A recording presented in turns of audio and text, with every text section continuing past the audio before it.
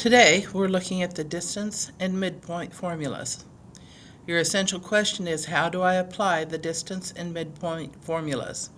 Remember, with any formula, you have to look at the formula, look at the variables, and decide what they mean and where you find them at. Then you use substitution when you apply. So, your learning intention, I'm learning to find the length and midpoint of segments. You've got two warm-up questions. Simplify these radicals. Can you do that? Pause the video and do it now, please.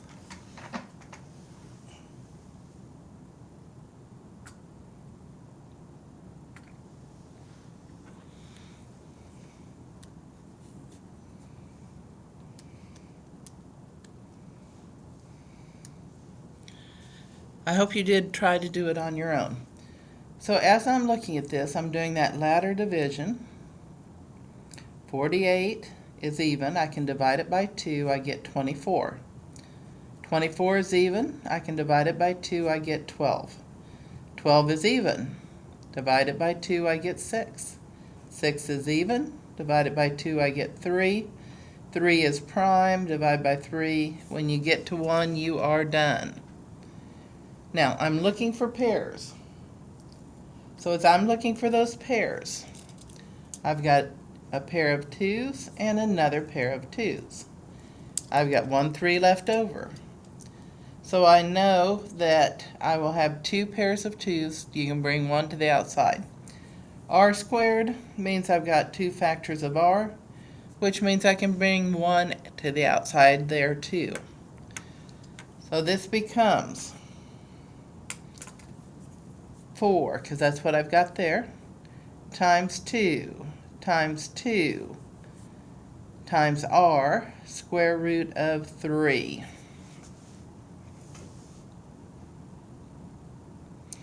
Remember, with square roots, we've got plus or minus,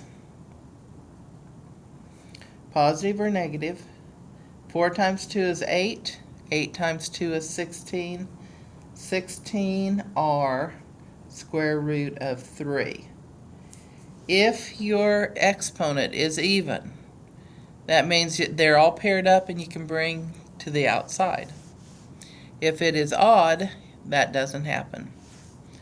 What about the next one, where we are looking at 343? Is 343 a perfect square? Well, that's the first thing I always ask if I'm not sure.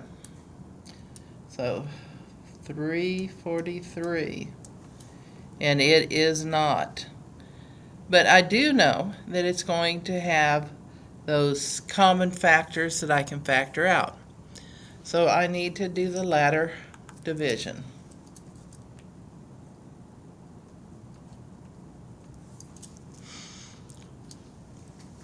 I'm going to divide. I can't divide by 2.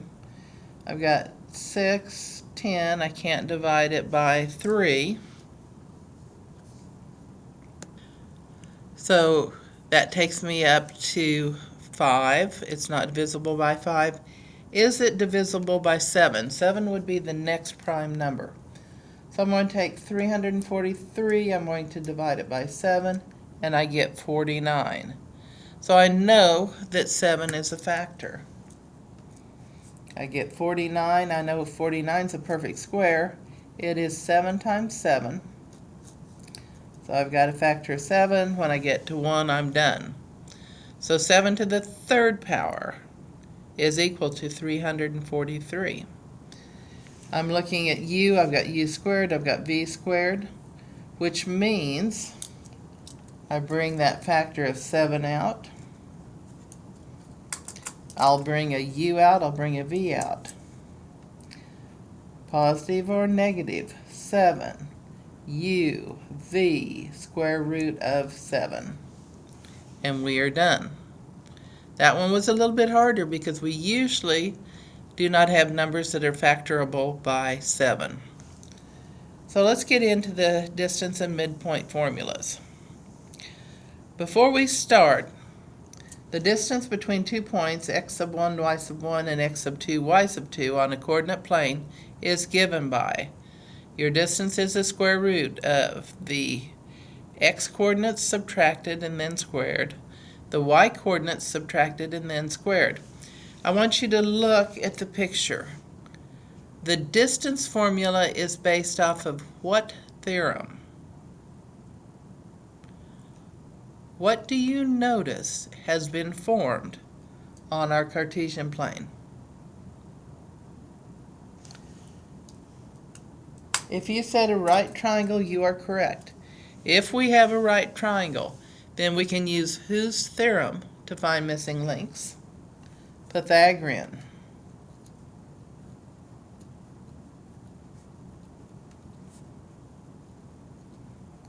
So we're looking at the Pythagorean theorem, a squared plus b squared equals c squared.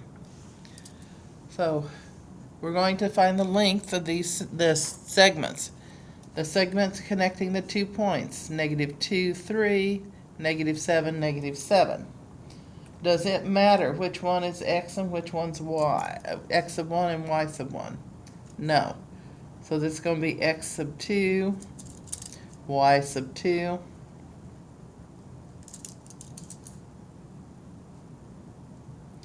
This is going to be x sub 1 and y sub 1. So my distance is the square root of -2 minus -7, then you square it, plus 3 minus -7, and then you square it. I'm going to put it all in my calculator at once.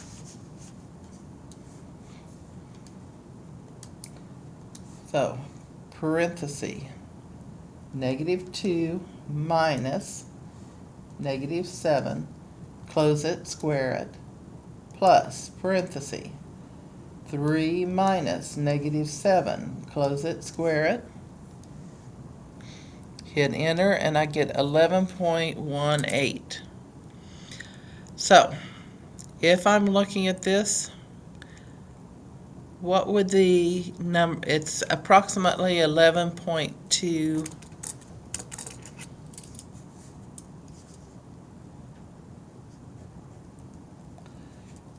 And we could leave it as a decimal. Or if we wanted to do that radical, I would see what it was before I did the square root. I get 125.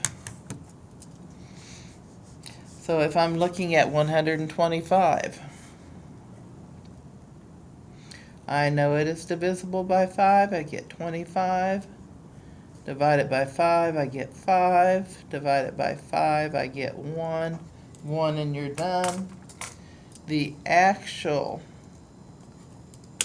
length, if we needed it precisely, would be equal to 5 square root of 5. Because we've done all the math now. Okay, we've got a triangle with 3 different endpoints on your segments. Those are your vertices. Are any of the sides congruent? Do we have to have a precise, or can we look at the approximations on this? We can actually look at the approximations, but we're still using the same process.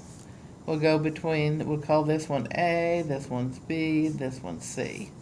So the length of AB is going to be equal to the square root of x minus x, 2 minus -2. And then you square it, plus y minus y, -3 minus 1. Then you square it. And once again, using our calculator, we put everything in at once. That leaves less room for error. Parentheses 2 minus -2, close square, plus parentheses -3 minus 1, close it and square it, and I end up with 5.6568, so that's approximately 5.7.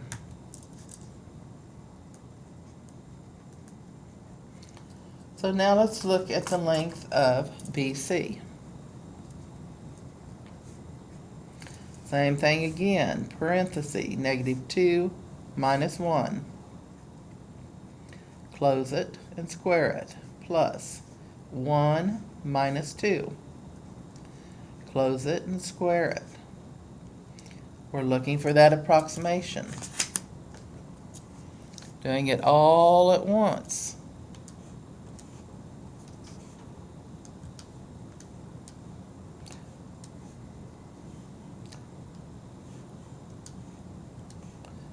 Okay, so parenthesis,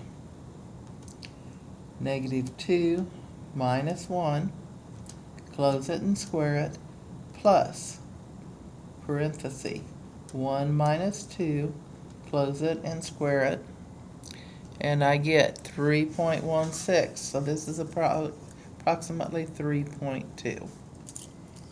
And now for that last one. This is from A to C. The square root of 2 minus 1, quantity squared, plus -3 minus 2, quantity squared.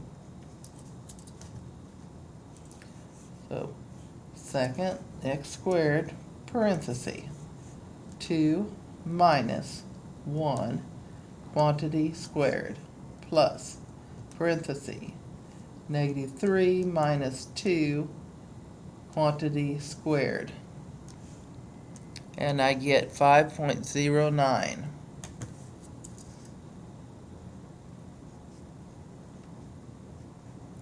Are any of those the same length? No. None of the sides are congruent.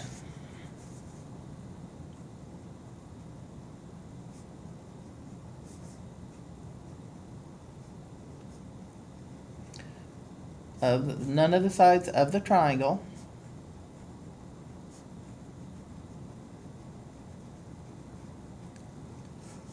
are, and now I'm going to use my symbol for congruent so we don't forget that symbol. An equal sign with a little sideways S up above. This stands for similar, this stands for similar shape, this stands for congruent lengths. Same shape and size. Now your midpoint formula is actually a little bit easier to use. You're looking for the average of two numbers. So you add the x's together and you add the y's together and divide them by 2.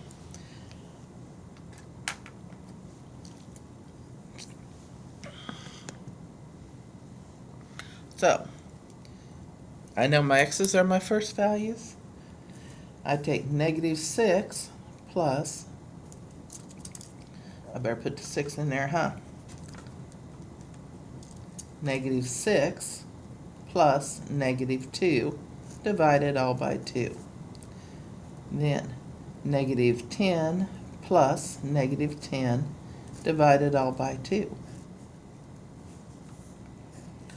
-6 plus -2 is -8 over 2.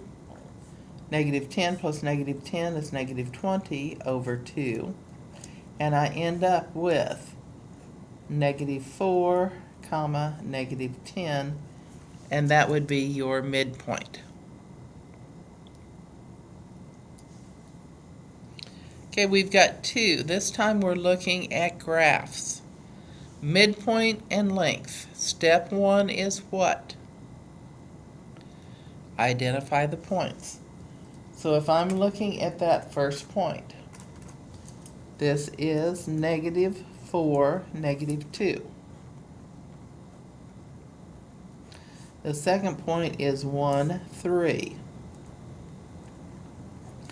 So my distance will be the square root of -4 minus 1 squared plus negative 2 minus 3 squared.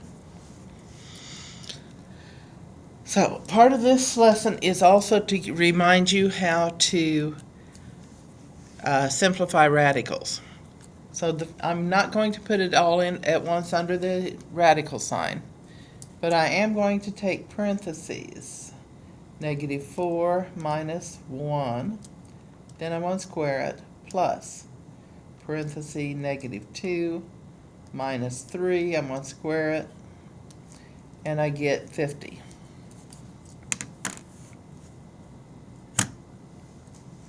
Okay, now I know that 50 is 2 times 25.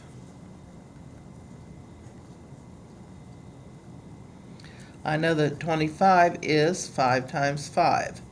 So this is equal to 5 square root of 2.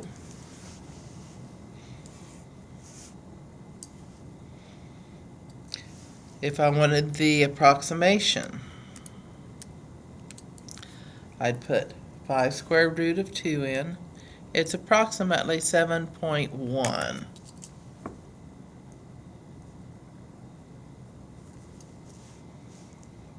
What about the midpoint?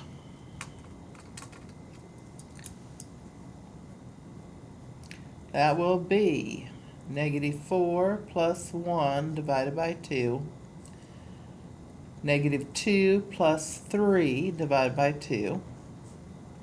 Negative 4 plus 1 is negative 3 over 2.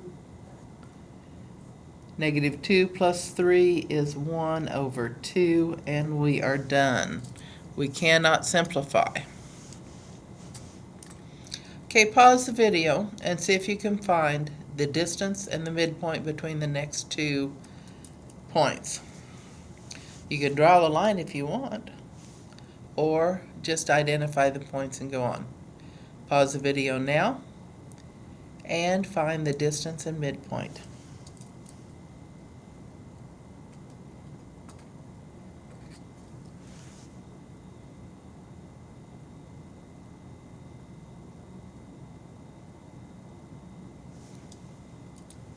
Well, I do hope you tried.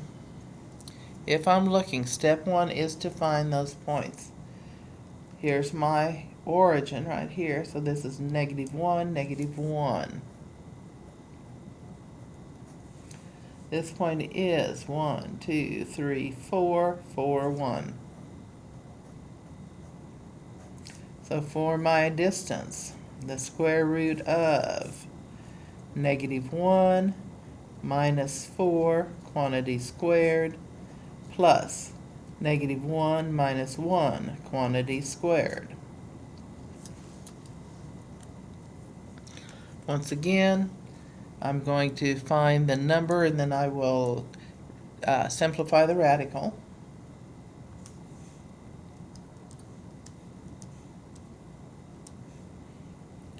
Plus parenthesis negative 1 minus 1, quantity squared, and I end up with 29. Guess what? 29 is a prime number.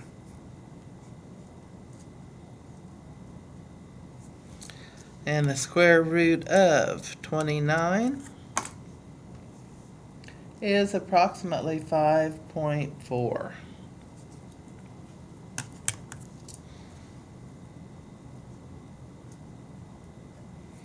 Okay, but what about the midpoint? Well, it will be negative 1 plus 4 divided by 3 by 2.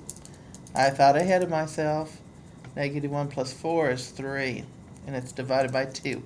We're finding the average of two numbers. Negative 1 plus 1 divided by 2. So my midpoint will be 3 halves and 0. Negative 1 plus 1 is 0. 0 divided by 2 is 0. So if I'm looking at this, if I drew the line, then I can identify the midpoint really quickly.